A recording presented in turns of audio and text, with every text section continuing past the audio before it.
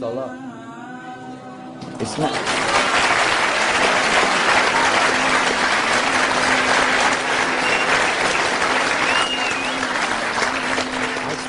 I swear There's no God to worship there's no God to worship except Allah. except Allah. He has no partners. He has no partners. And I swear Muhammad is his messenger. Muhammad is his messenger. That's it.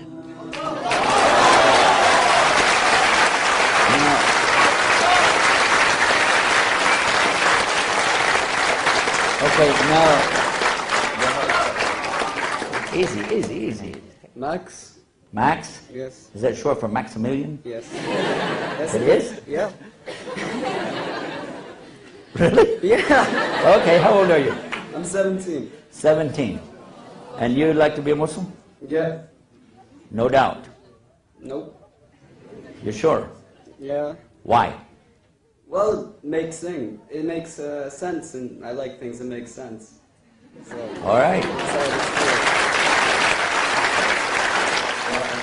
Ana Muhammad Ana Muhammad Rasulullah. Rasulullah. Allahu Akbar.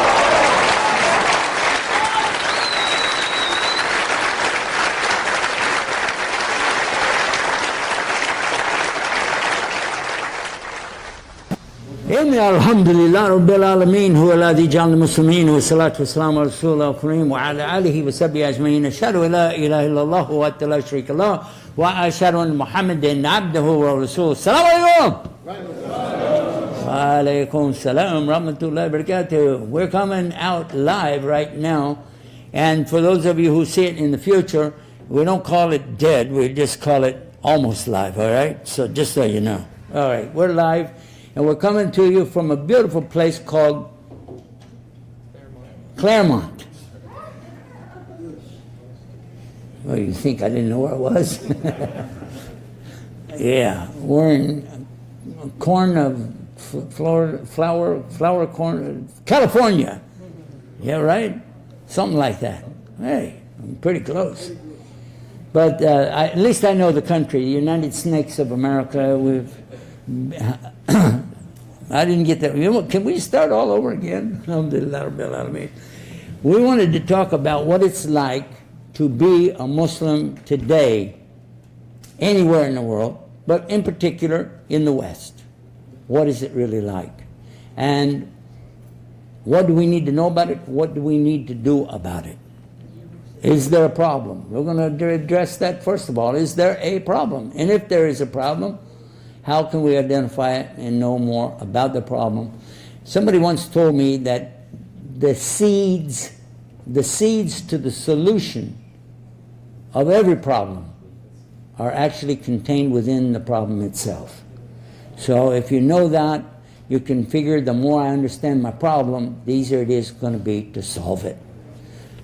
Usually, when we're talking about problems that deal with in respect to feelings, about what might happen. We have feelings and we're anticipating something that's going to happen. Usually, it never happens. Usually, it doesn't happen. We might be worried about, what is somebody going to say when I get there, and they're going to ask me blah, blah, blah, and then I'm going to have to say so and so, and you get there and you find out they didn't even care. Or they didn't even show up. So you're like, So we spend a lot of time, according to psychiatrists, we spend a lot of time worrying about things that never come to pass.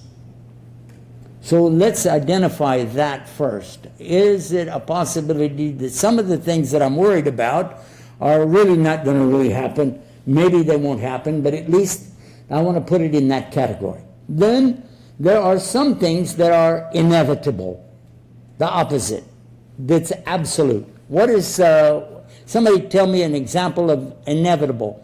You can't avoid it. What will happen?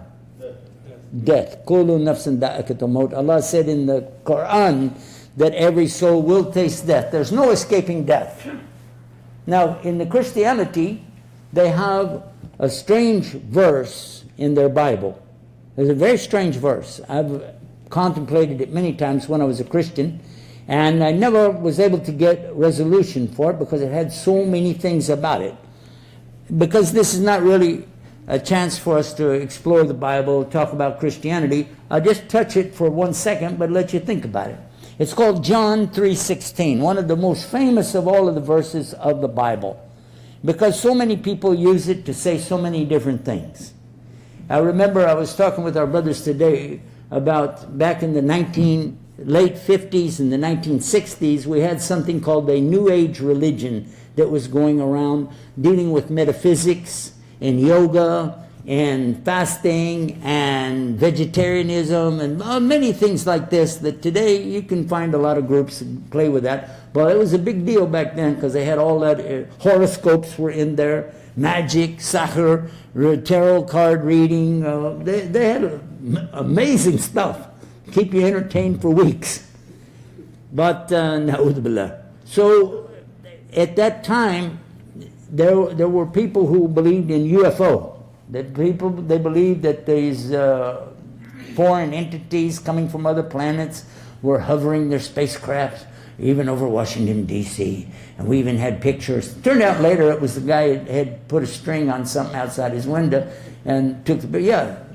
It's called Adamski files because their last name was Adamski. And the pictures that we saw were black and white. That's what we had back then. And we really thought, wow, look at that. And I visited their home and I knew about them. And subhanAllah, and when we found out later years when people could really expand those pictures up and look at details and understand what was going on, today we got more sophisticated. We got Photoshop. We can put ourselves on another planet. Be standing right on it, you know what I'm saying, with chroma key. But the subject that I'm talking about is because people believe that they could escape death because these hovercraft would pull them up and take them to another dimension and they're not going to die. And it was quite a sales tool for some people. Not most of the people, but there were a few who bought into that thing. Over the years, though, we've seen some people that did some really weird things with religion. Now, remember, there was one group that went down to South America, and while they were down there, they all drank poison Kool-Aid, and they made even the children drink it, and they all died. Almost all of them died. Not all of them, but almost all of them died. What were they thinking? I don't know.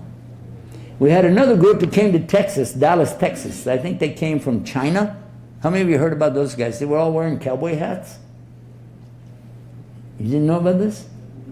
Yeah? And they all bought the same kind of tennis shoes. And they rented a house there in Garland, I think, Garland, Texas. And I think they drank some Kool-Aid or some kind of poison and died. Because they knew that there was this hovercraft going to pick them up and take them out to... And by the way, that wasn't centuries ago or even years ago. It wasn't that long ago. Maybe 10, 12 years ago, I think it was. Sad. It's really sad. For those of us who perhaps don't really buy into all of that, we feel like, wow, we're all going to die. Why did you hurry it up? What was your rush? I mean, I know sometimes you don't want to wait in line, and I can understand that. And sometimes you want to avoid the traffic. I can understand that. But the reality is, killing yourself isn't going to help that problem at all. Now, if somebody doesn't believe in God at all, they don't believe in the hereafter, then definitely they should never commit suicide. Because this is all they got. That's really dumb. You don't have any options after that. That's really dumb. But you know, actually, believe this or not, there are people in I'll give you the areas so you know where it is. Denmark, Sweden, Norway, Finland, every one of those countries I've been to. Also in Holland, I heard all of these people talk about how they're proud that they are atheists.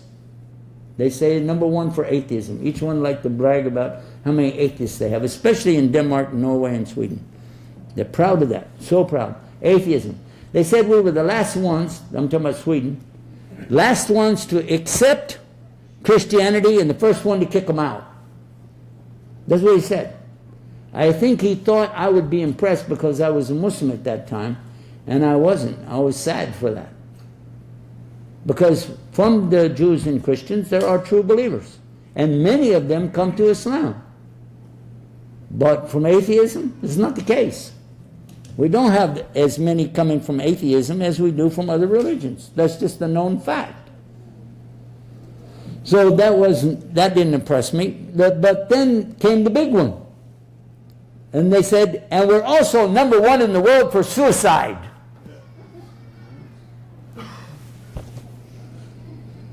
I want to think about that. Why is that something to brag about? That's really strange. You want to brag about something, why that? And I think maybe there's a correlation here between people not having a faith of any kind and committing suicide. Because in each one of these countries that I visited, they were very high in suicide, and it was usually, not always, but usually the people of no faith. That's sad. Now I want to come to another point that we want to make before we get into our subject about being a Muslim today. We talked about some things that are probably not really going to happen. Maybe they won't happen. Likely they won't happen. But also things that we said that are inevitable. We said death. Death is one of them. Can somebody tell me another thing that's inevitable that you can't avoid? Taxes.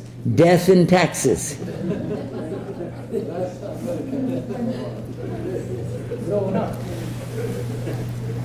You have been in California a long time, haven't you, boy? The taxes in California are amazing. Amazing.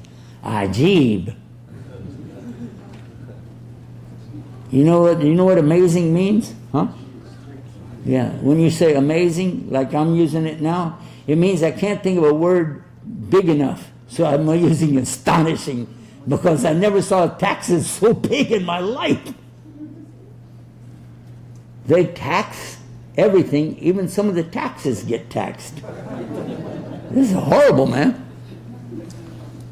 On that subject, in Rome, 2,000 years ago, there was a riot. The people of Rome, they rioted, they turned against their government when, listen to this, when 1 chicken in 10 was collected by the tax collectors. You got 10 chickens, we're going to take one from the government. Oh, they said, oh, it's too much. Oh! That's called 10%, right? And today, let's see, there's income tax. I don't even have to go any further, do I? Then they got what I call the Hollywood tax. They call it entertainment tax, right? Have you seen the entertainment tax? You come from out of town, you want to stay in a hotel? Wow, the price is pretty high. But then they throw the tax on it, you go, whoa! They say, well, by comparison, think about it like this. After you paid that tax, the room didn't look so expensive, did it? Where do these people get this logic from? I don't know. But anyway, so, yeah, okay, we said death and taxes. What else is inevitable?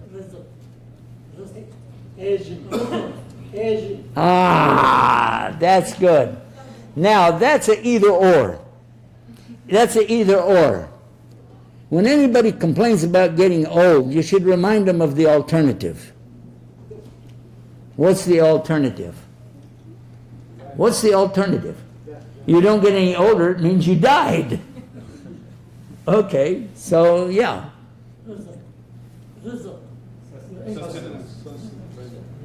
Yeah, that's right.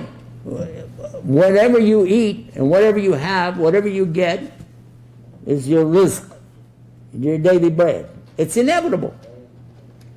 By the way, if you don't get it, then you will go back to the first one we mentioned, kullu nafsin dha'iqatul maut. There you go. Everybody will die. So these are inevitable things.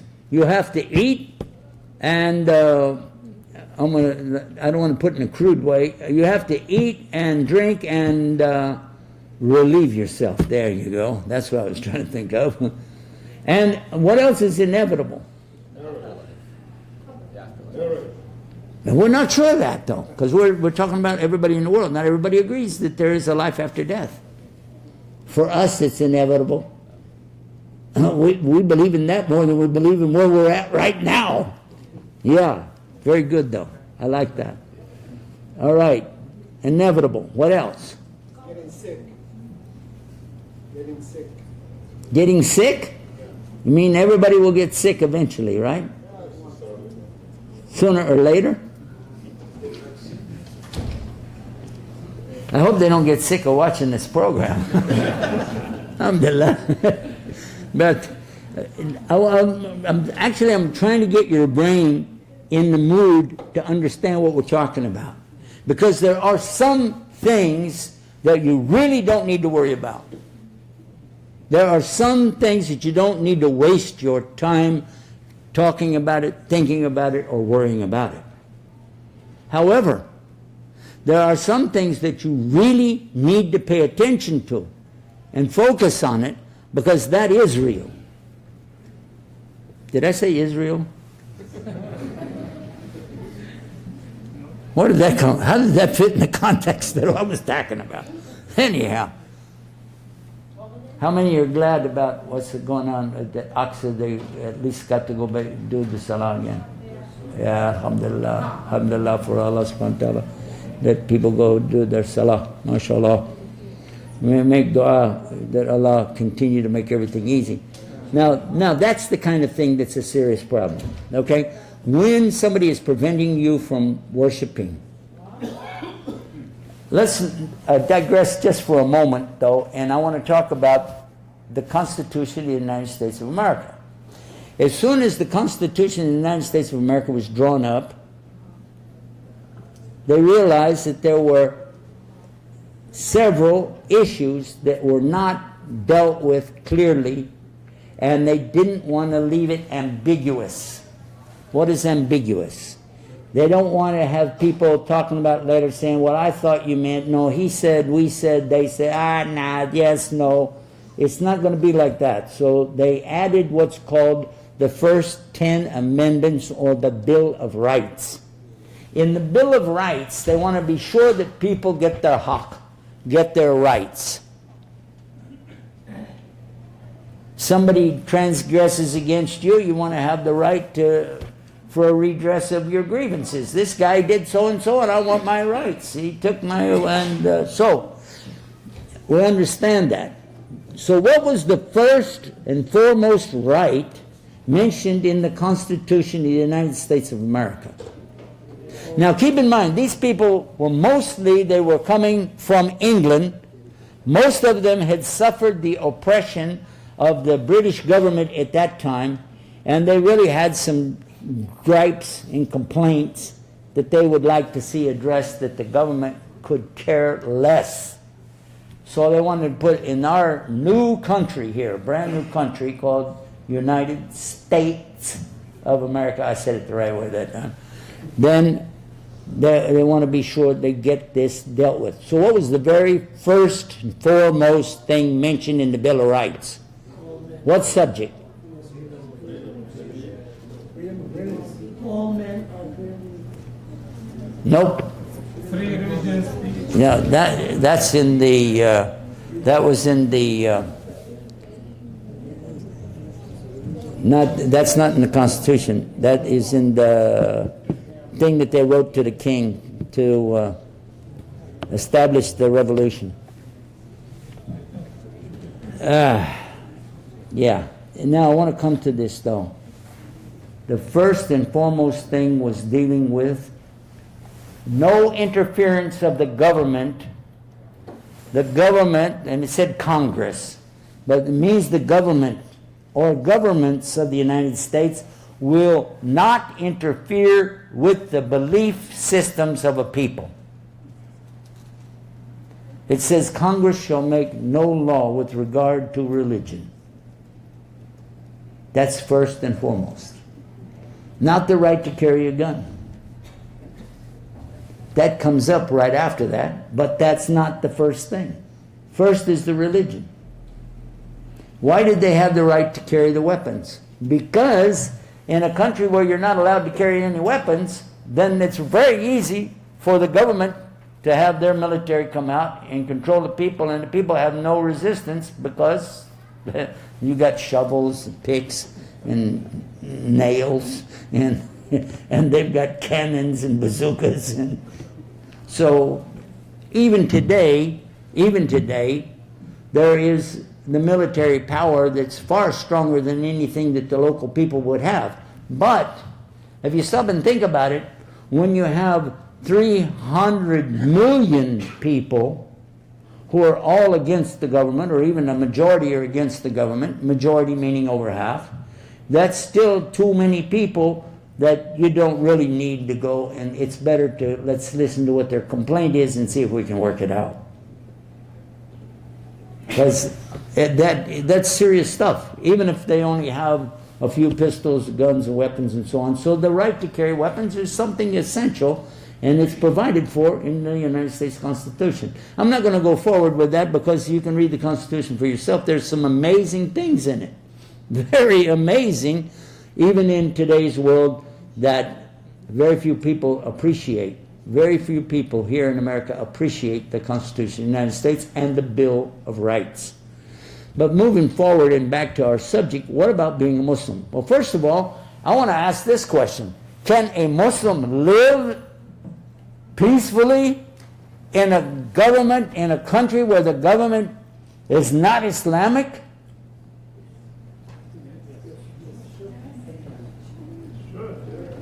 Now, well, hold on before you give an answer. Some of these are rhetorical questions. Don't need you to answer, okay? Because I want you to think about it. Some scholars of Islam labeled the United States as Darul Kufr, a place of disbelief. Some of them, this is a long time ago, some of them labeled it that this is a place of disbelief, kufr, or ghair Islam, without Islam. If you understand that, then you got a problem. If you go along with that, you have a problem. Because it means that you can't come here except for 3 conditions. If it's Darul Kufr, or if it's a place that's Darul Harb, that was another one, which means a place of war against Islam. Because, again, you have people today who are giving fatwa, giving the ruling saying the United States is against Islam, therefore it's Darul Harb. So this is a very serious thing. This is not lightweight. Your own children could be buying into some of this stuff. They could be listening to YouTube. They could be watching this stuff and not know that that's a gimmick. They want, because it's too easy. You're too busy. You're spending all your time trying to make money so you can pay for the house where you live in California. True or false? Is there anybody here that said, nobody in my house needs to work? Nah, we don't need that. We'll just sit back. We could live here for the next 6 months and never turn a tap. We'll be fine. Unless you're one of those living in those tents out by the river. Yeah, maybe. But I want to come back to this, and I want you to think about what I just said. If it's Darul Harb, you cannot come here. You cannot come to the enemy's camp and sit amongst them, chew the fat, have fun with them, and all the rest of it, because this would be the enemies to Islam. And this is what these guys use when they're trying to recruit our youth. They will say exactly what I just said. They will throw that out there and make them think, oh, wow. But is it? So that's why we're having this program. So we want to know, can we live in this country in peace? Now, let's go back to the other option that they had, which was to say this is Darul Kufr. Darul Kufr, it means it's a place where everybody's a disbeliever. Okay, and they said in this condition, Darul Kufr, you could only go there for 3 things. How many of you know what the 3 things are? That's the last one. Don't start at the back, let's start at the front. First and foremost is education. Education needed in the Muslim community, not available to the Muslims. Like maybe some kind of scientific cure for cancer, something like this. Yes, you can go there, get that education, and then what? And then go back. You came there for what? To get the education. Well, you got it? Go back. Don't stick around. Goodbye. That's Dar Kufr. Second, if somebody needs for health, there's not the availability of this kind of a cure or this kind of treatment in a Muslim country, then he can go to Dar al-Kufr and he can get his treatment and then go back. Go back. You get the essence of this. And then if he's able to give dawah, he should go there, give the dawah, and then go back. So, mashallah, how many of you are here for the education? For the education, you're enrolled in a, huh? So, mashallah, okay. Don't forget to go back. All right. How many are here for some kind of treatment for health? Huh? Okay, don't forget to go back. And now all the rest of us are here for the dawah, mashallah. And we're going to stay here until everybody accepts Islam. All right, and now that you got over that dream, let me go forward with this a little bit more. I want you to stop and think about this. We're talking about something very serious. And I want you to think about this. If those things that we just talked about, if that's true, then none of us really should be in this country right now. And we have several million, according to some, 11 million, some 13 million, counting Canada, living here in what's called North America. I will challenge you though. I will challenge you to do a little bit of study about Islam and find out something before you say this. Because my opinion is, and I take this from scholars, that neither one of these cases is true. This is not Dar al-Kufr and it is not Dar al-Harb. Regardless of the fact that you might find a lot of people who are without faith, kuffar. And regardless of the fact that you will find from some of the activities of our government that you'll see Muslims are affected very negatively, that's a nice way to say it, by the outcome of these wars and things that are going on. But it still doesn't mean this is Dar al-Harb. There's a difference. Let me explain why. First of all, whenever it is declared that a country or a nation is harb to you, this is a war to you, it means that you also have established, careful, that you have an established ummah under a khalifa. Is that existing today? And the answer is no, don't even go there, all right? Don't even start to tell me about Iran or something like this.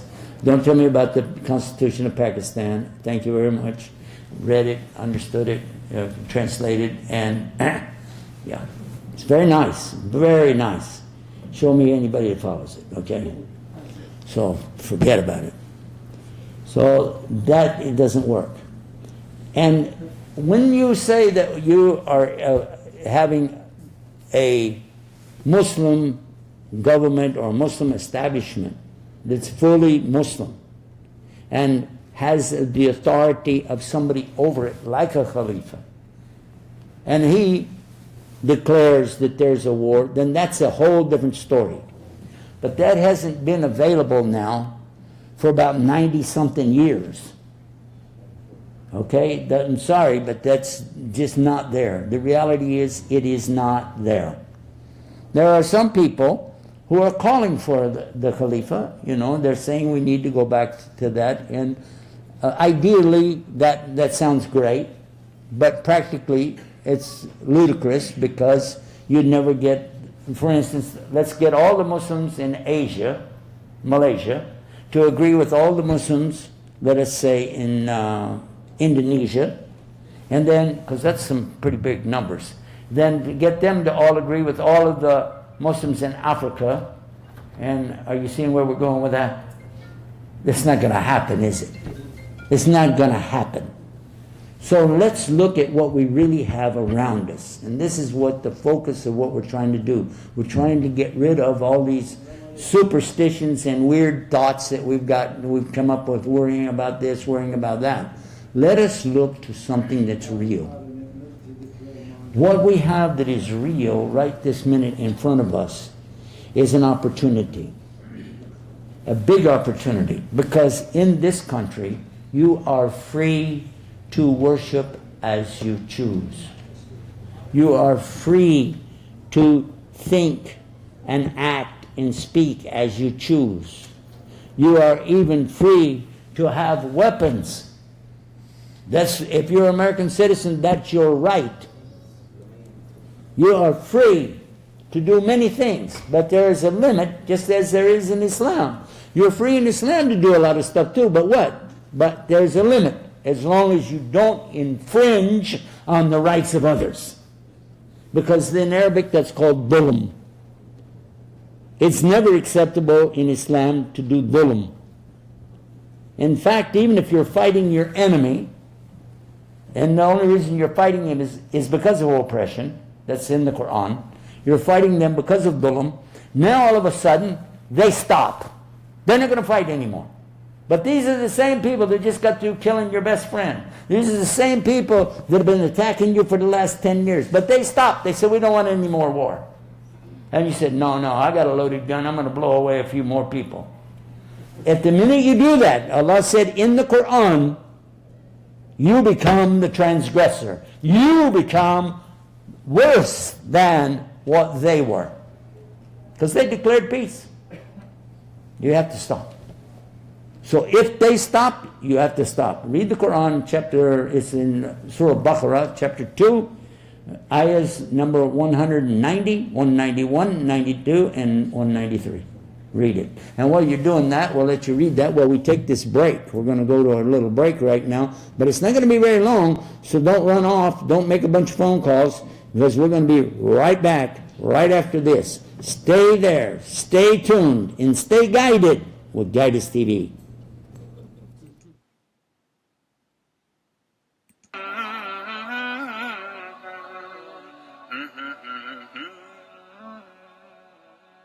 أفواه تشرب من وحي الرحمن وربك يمنحها وصحبه أجمعين أشهد أن لا إله إلا الله وحده لا شريك له وأشهد أن محمدا عبده ورسوله صلى الله عليه وسلم.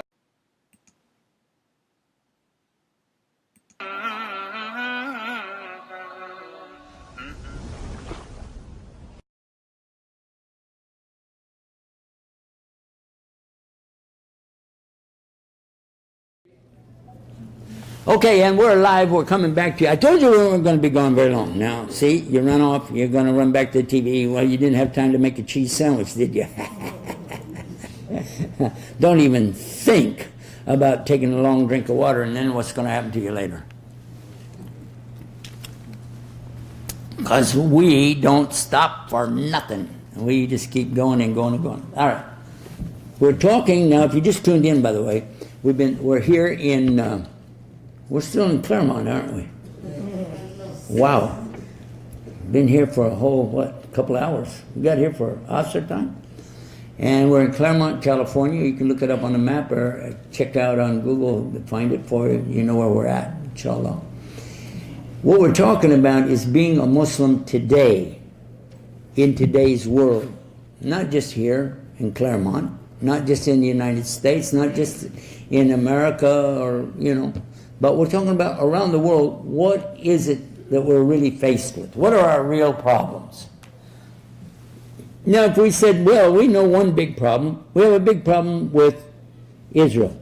We have a huge problem with Israel. If you said that, and you said, man, those guys this and those guys that, I want to caution you about something. You need to be careful of what you say about people. Do you know what's in the heart of people? Who here knows how to read hearts? Anybody? You can tell me what's in anybody's heart? No, of course not. That's stupid. It's not even a subject. None of us know really what's in people's hearts. And if you said, yes, but they did this and they did that. I'm going to ask you a fair question. Are there any people that claim to be Muslims that do bad things in the world? How many here, how many in this room right now have at least met a Muslim who was Muslim by name, but they did not show anything good about Islam, and they were probably one of the worst people you ever met? Be honest, raise your hand if you met somebody like that. Raise your hand. Go ahead. Yeah, almost everybody in the room. You know that there are people out there claiming to be Muslim and they do some real raunchy things, bad stuff. Yeah? Okay. So that means, and we're supposed to be the best people on the earth, according to us. But we had some of the worst. Be honest. All right? So don't tell me that all the Christians or all the Jews or all the Hindus or all the, I don't want to hear it. I really don't want to hear that. In fact, every single human being on the planet, according to the Quran, came from one person, Adam. Is that true or false? So, does that mean everybody in this room right now, all of us descended from Adam alayhi salam? Is that true, yes or no? He's your father, yes or no?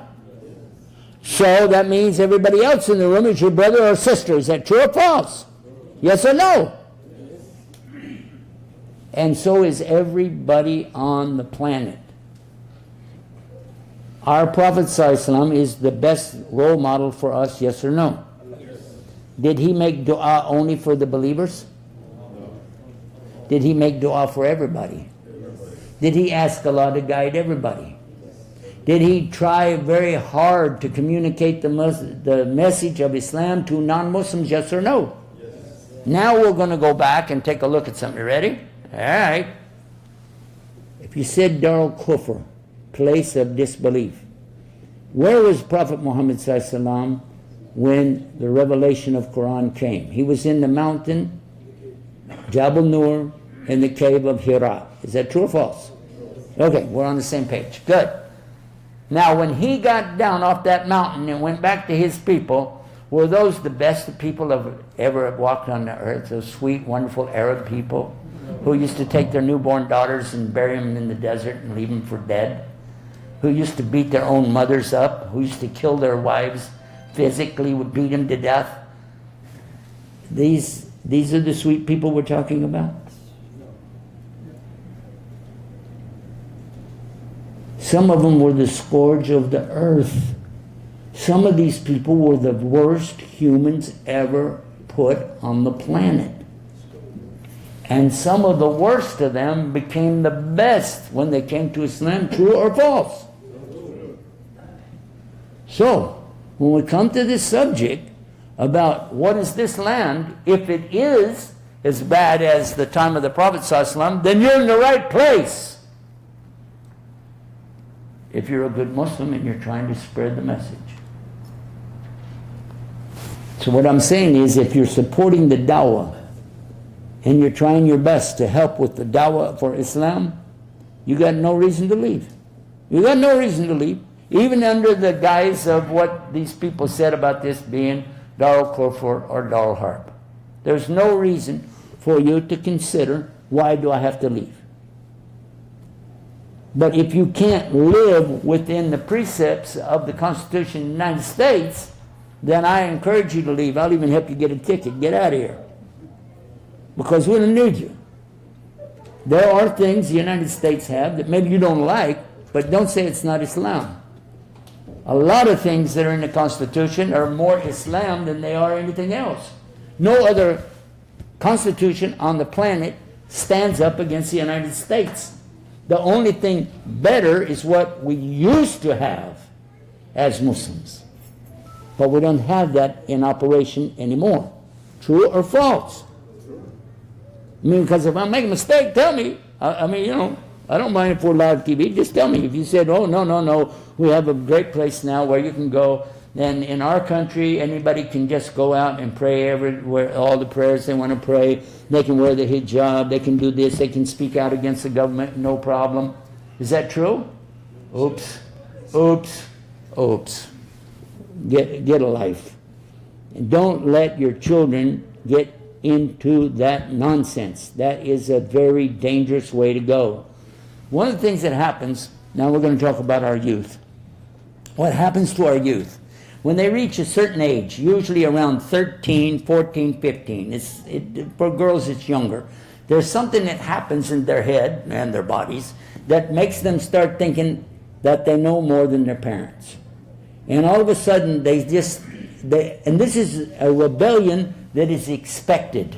This rebellion is expected because it happened to every human being. There's nobody that didn't go through this thing at some point in their life and look at their parents like, man, they don't know nothing. We are the cool ones. We got to, and me and my gang, we'd have to, and then it's another 10 years that they look back and go, okay. Suddenly the parents are like, wow, my mom is smart. Man, my dad said something really, wow. Yeah, so this is what's going to happen. I'm telling you, that's how it is. And you can't avoid that. You have to know that. But whenever they're going through that, that's time for us as parents to get involved in their lives and be there. Not to tell them what to think and not to tell them what to do, but to be there so in case they get in trouble, we can get them, steer away from that. Let's find something better for you to do. And by the way, this is the way that the Prophet ﷺ used to do. He didn't say, don't do that, haram. Don't do this, haram, haram, haram. Did he do that? No. But you know what he did do? He said, would you like to know something better? And who would say no? Only an idiot. Everybody say, yeah, tell me something better. And he said, this is better. Yeah, I'll give even one example, just so that we're all on the same page, okay? Just one example. A young man, about this age that we're talking about, comes to Prophet Muhammad, peace be upon him. He says, give me permission to go have sex with a girl. Wow. That's pretty heavy duty, isn't it? Yeah? But that's the kind of thing those kids think of at that age group. Yes or no? Come on. So, did he pick up a 2x4 and hit him over the head? Oh. Did he grab a whip and start beating him? What did he do? He asked him a question. He said, would you like if somebody did this with your sister? No! Would you like if somebody did this with your mother? Oh, whoa, what are you talking about? Would you like if somebody did this? And he name off different relatives, female relatives, like, no, no, no. And he said, every girl that's out there, she's the daughter of somebody. She is. And every mother that's out there is the mother of somebody. And then the Prophet ﷺ made it clear to him that from the questions and his own answers, look, you're finding the answer yourself. You said it, not me. I just asked you a question. Boom. That's how he did it.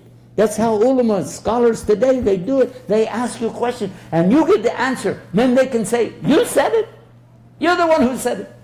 Look how Allah asks you in the Quran. So many times He'll ask you a rhetorical question.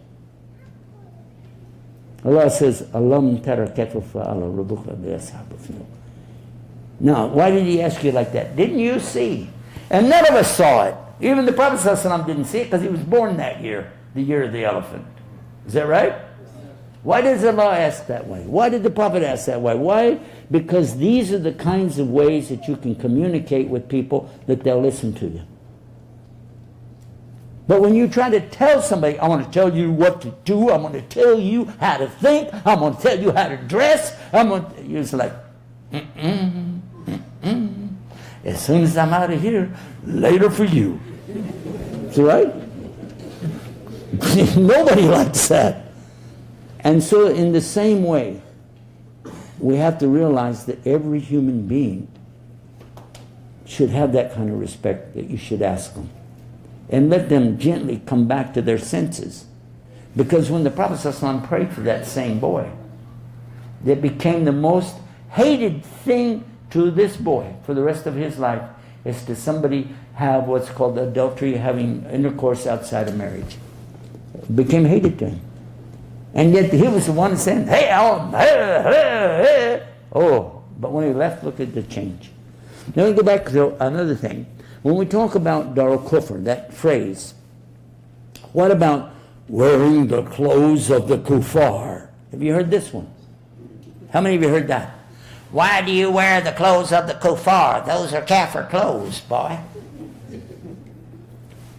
Didn't mean your clothes don't believe right.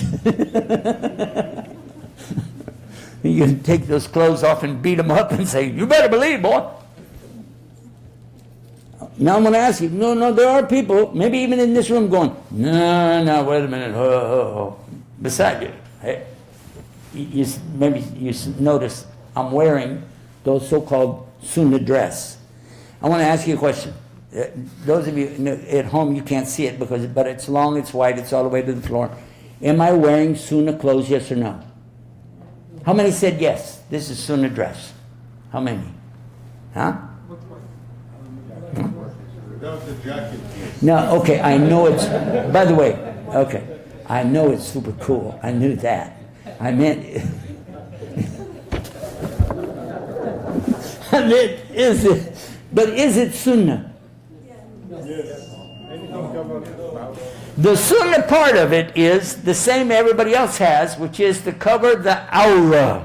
The awrah from the navel to the knee must be covered, and in that respect, every one of us is wearing the sunnah. Alhamdulillah. True or false? Anybody said false? Okay, because that's the awrah. All right? Now, hold on.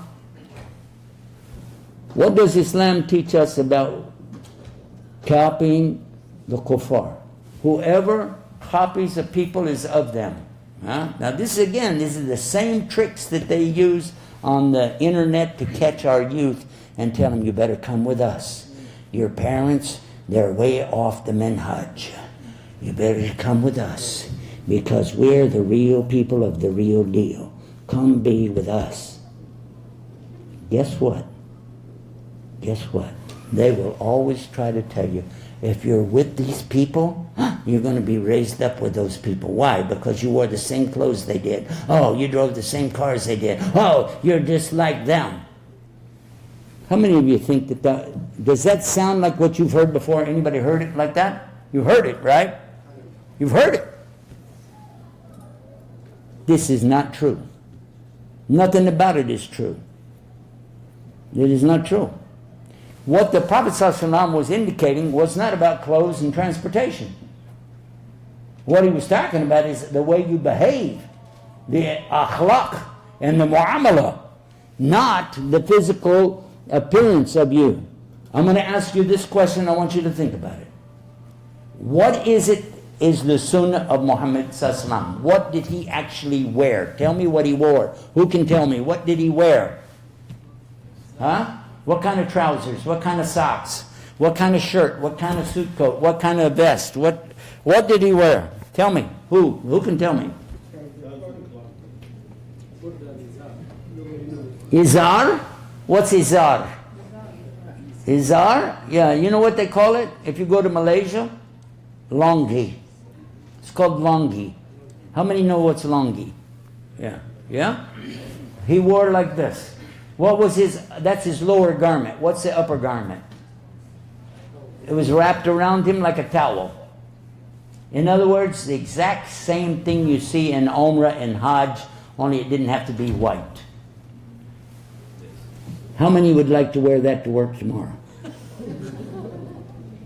Be honest. Be honest with yourself. Do you think that the Rasul ﷺ really wanted to put that on us and tell us we got to wear 2 towels to work tomorrow? Well, you're making Islam really difficult if you do. Because these guys trying to recruit our kids, they're not going to tell them that. They'll just tell them, you need to dress sunnah, like Pakistan or Afghanistan. Like, come on. They didn't even have buttons back. It wasn't common. They had them, but they were not common, especially not in the Arab Peninsula. Also zippers. Velcro. Come on. And a lot of the stuff that you buy in Mecca, I think I got this one there in Mecca, maybe, I don't know. But the stuff you buy there, it says made in China on it. Come on. Well, let's be fair, let's be realistic. And the Prophet ﷺ, he wore those garments that I just described. Did he wear those garments to be different from the other people that he was with? Abu Jahl, Abu Lahab, the enemies to Islam. What did they wear? The exact same thing that he wore. They wore exactly the same clothes that he did. So please don't say it's clothes. They wore the same clothes, they rode the same camels, the same horses, they ate the same food. Please get over that. It's not that he's talking about. Allah subhanahu wa ta'ala is talking about character development in the Quran. Not trying to sell you a car. Not trying to sell you clothes. He's telling you about how to be a better person. So get over that. That is a very serious problem that a lot of our youth have. They fall for that every time. Because it's very trendy. It's very trendy. You know, I want to join a group. I want to wear the clothes. I want to get, like joining a gang. I want to be part of that. I want to get me a tattoo, Well, it's okay. It's a halal tattoo. It said Allah. But now that's a case where you could say, okay, you don't do that. Not because you're copying the kuffar, but for a different reason. You're not allowed to change the creation of Allah. He created you a certain way. You don't change it. Many scholars get the question from the sisters about whether or not they can even pluck the hair between the eyebrows. Much less you want to talk about getting punctures in your face and have things hanging out of your tongue thing. One of my own relatives, not Muslim, he got a thing in his tongue. It's like, you didn't really do that. You did not spend money and go to that pain to have that thing. He said, Dad, it's cool. I was like, yeah. Okay, that's a whole different word from cool that I know about. But this is the way people will do. And I respect the fact that our youth have to go through certain periods. I'm just now getting over mine, maybe. But at the same time, we have to be there to help each other. There are limits. And whenever you start thinking about joining up a group to fight against another group, you really need to be careful. Because maybe the other group is better. But at least both groups are probably way off. Because you're killing people. You're hurting people. And so this is not acceptable in Islam. It is not acceptable. And Allah has not got anything cool for those people. It's waiting for them, especially people blowing themselves up and for their statement they want to make. That is not the way. It's not ever going to help. It will not ultimately make a dent in what needs to be done. The most important thing for all of us, is to look into what? I want to look at something, I want to see my worst enemy. Now, I'm not talking about a crystal ball, but there is an enemy that every one of us has got, that you've got to be ready to face that enemy. And you can look at that enemy real easy. You know where to look? In the mirror. Exactly. You guys already know that. That's where you look. Because that is who can do you more damage than anybody else. Yourself. And for sure, any damage you do to others, you're going to have to pay for that. You will have to pay for that. This is not lightweight. This is very serious stuff. The good news, and there's a lot of good news, that if we turn to Allah, ask Allah to guide us, He will do that. Now we got a short break here. No, we don't. We're going to finish it up. They're telling us that we're going to finish this up. Those of you at home, I want you to stay tuned and keep watching Guidance TV. Let me share with you real quick how you can be a part of what we're doing. VolunteerForIslam.com. VolunteerFor FORISLAM. I can't believe I just spelled that word out.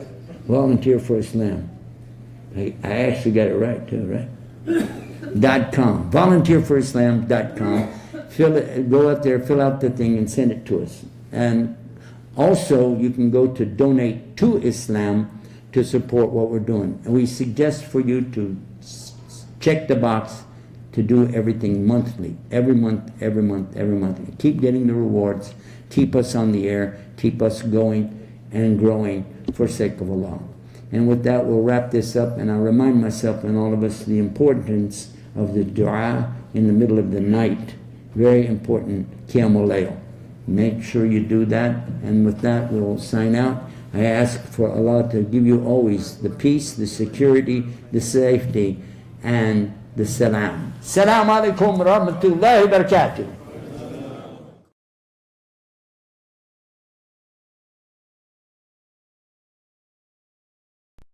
Alhamdulillah Rabbil Alameen. هو الذي جعلنا مسلمين والصلاة والسلام على رسول الله الكريم وعلى آله وصحبه أجمعين. أشهد أن لا إله إلا الله وحده لا شريك له وأشهد محمد